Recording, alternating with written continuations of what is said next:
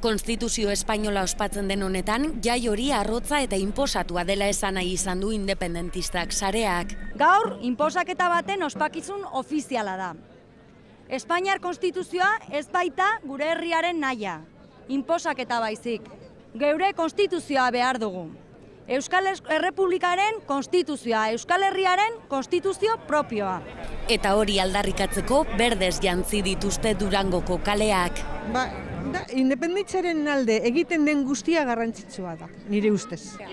Noski, beti egiten da zerbait, ez? Ez bagera irtetzen ezinezkoa da ezer mugitzea, ordu, noizbenka azalduen behar. Argi eta garbi dau, ze eguna ze ospatzen dan geure hemen, zer dauen hor barruan, beste bultzadatxu bat emateko, besterik ez bada izaten. Beharrezkoa da eta hemen egon behar gara, gero eta gehiago. Independentziaren gaia puri-purian dago Katalunian ere, eta Durangon egon nahi izan dute. Kulturari eman diote garrantzia martxa honetan, eta liburua ere aurkeztu dute. Bagoaz 11 arrazoi dauzkagulako, eta horretarako lekua Durangoko azoka.